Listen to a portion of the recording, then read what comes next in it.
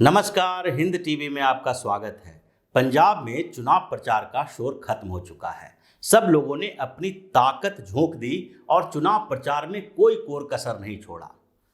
कांग्रेस पिछले कुछ महीनों से चुनाव प्रचार कर रही थी और आम आदमी पार्टी भी पूरा जोर लगा चुकी है पंजाब चुनाव के लिए। उसी तरह से भारतीय जनता पार्टी के गठबंधन ने अंतिम समय में बेहतरीन जोर लगाया और इससे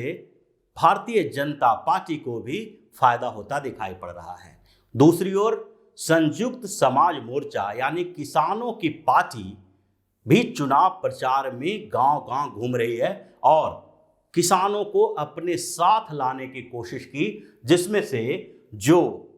प्रोटेस्ट हुए थे किसान आंदोलन के समय उसको वोट में कन्वर्ट करने की कोशिश किया। अब चुनाव प्रचार खत्म हो चुका है और अब जो समीकरण बनने बिगड़ने हैं वो एक दिन में अंदर खाने से जो करंट चल रहा है उसी के हिसाब से होगा। अंतिम दौर में एक दिन अब राजनेता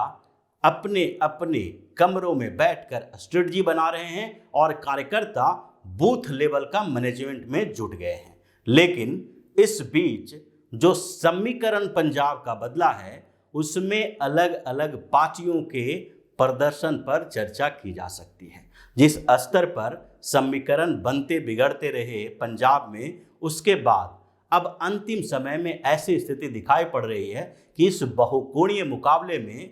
किसी भी पार्टी या गठबंधन को स्पष्ट बहुमत मिलता नहीं दिखाई पड़ रहा है। सारी पार्टियां कहीं न कहीं किसी और के इंतजार में रहेगी ताकि किसी दूसरे के समर्थन से सरकार बन सके, और ऐसी स्थिति पंजाब में दिखाई पड़ रही है, जिसके कारण पंजाब में अब किसी एक पार्टी की सरकार बनने की गुंजाइश बची नहीं है। अगर सीटों की बात करें तो जो अब तक पंजाब चुनाव में प्रचार हुए पार्टियों की स्थिति रही और अंतरकलह की स्थिति भी कुछ पार्टियों में रही, बगावत करने वाले कुछ नेता भी रहे, इन सारे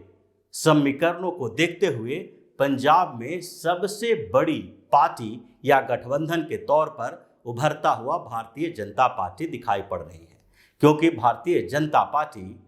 इस बार के चुनाव में पहली बार 65 सीटें पर चुनाव लड़ने के लिए गठबंधन किया।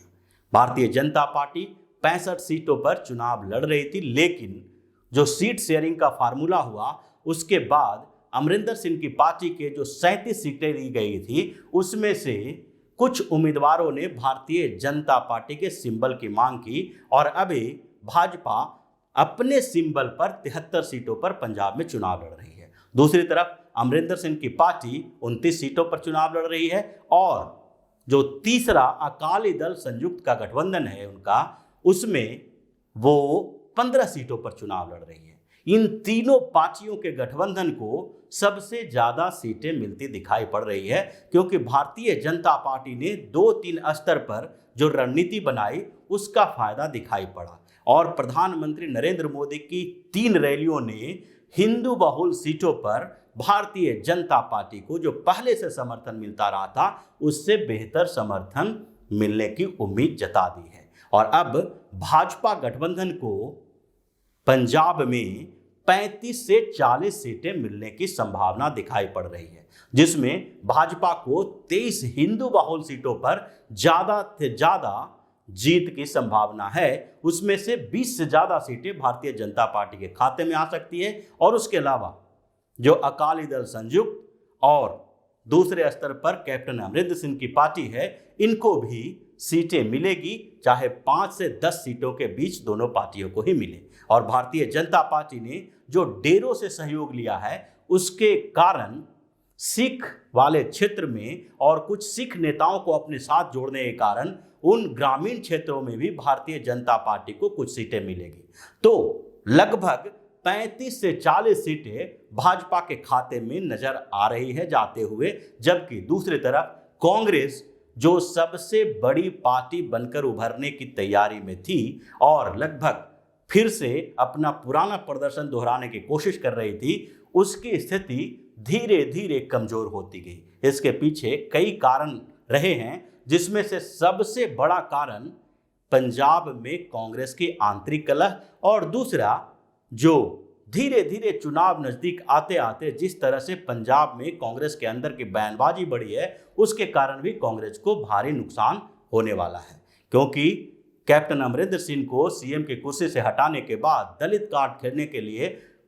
कांग्रेस ने चन्नी को सीएम बनाया, लेकिन सबसे पहला आंतरिक कलह चन्नी और सिद्धू के बीच पैदा हुआ, जिसमें बाद में सुनील जाखड़ भी घुस गए और धीरे धीरे पंजाब कांग्रेस के दूसरे नेता भी इस अंतर कलह में शामिल हो गए, जिसमें से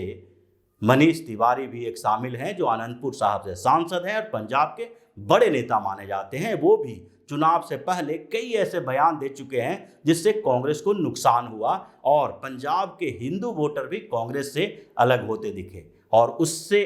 साथ साथ जब अंतिम समय में कांग्रेस ने सीएम चन्नी से वो बयान दिलवाया या फिर सीएम चन्नी ने खुद से ऐसा बयान दिया जिससे कि बिहार और उत्तर प्रदेश के लोग जो पंजाब में रह रहे हैं और जिसकी संख्या अच्छी खासी है, जो 20 से ज़्यादा सीटों पर चुनाव को प्रभावित कर सकते हैं, 19-20 लाख लोग हैं, वो भी नाराज हो गए और उनकी स्थिति खराब हुई है। तो कांग्रेस को इस चुनाव में 15 से 20 सीटें मिलती हुई दिखाई पड़ रही है, जबकि दूसरे नंबर पर आम आदमी पार्टी सबसे बेहतर प्रदर्शन करती हुई दिखी है। जिस तरह से पिछले बार आम आदमी पार्टी को बताया जा रहा था कि अब इस बार आम आदमी पार्टी की सरकार बनेगी, इसी तरह से इस बार भी आम आदमी पार्टी के परफॉर्मेंस को थोड़ा बढ़ा चढ़ा के बताया गया, लेकिन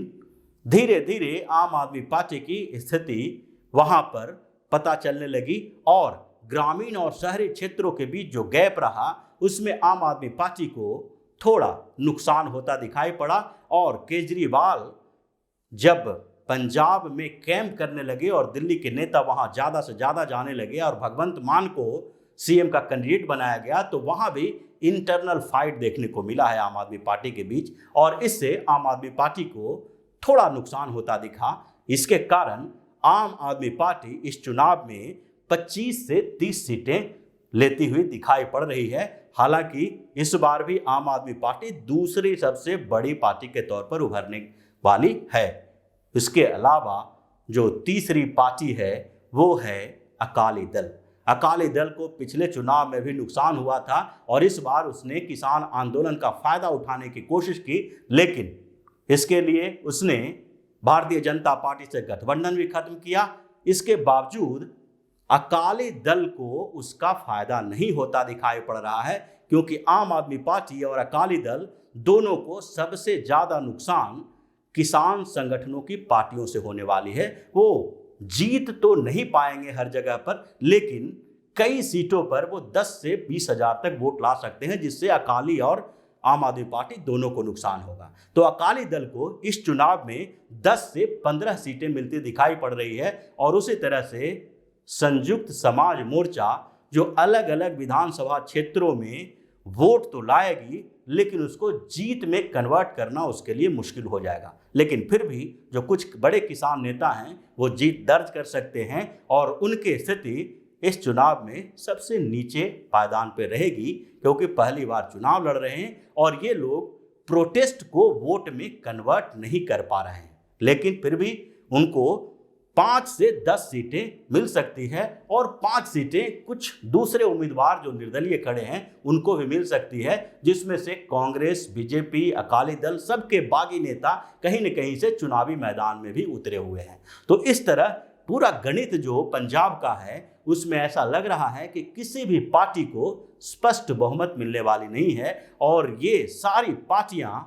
कहीं न कहीं किसी तीसरे का इंतजार करेगी, जिसमें समीकरण जो बनेंगे वो चुनाव परिणाम आने के बाद ही बन पाएंगे। तो इसी तरह की खबरों के साथ फिर से हाजिर होंगे, तब तक के लिए बने रहिए हमारे साथ और देते रहिए हमें सहयोग, ताकि इसी तरह की खबर हम आपके लिए लाते रहें। धन्यवाद। अगर आपको हमारा वीडियो पसंद आया हो तो इसे लाइक करें, इस चैनल को सब्सक्राइब करें और हाँ, बेल आइकन भी दबाएं ताकि आप तक हमारे वीडियो की नोटिफिकेशन पहुंचते रहें। हमसे जुड़े रहने के लिए अपने सुझाव हमें कमेंट बॉक्स में देते रहें। हमें आपके सुझाव का इंतजार रहेगा। हमारे साथ जुड़ने के लिए धन्यवाद।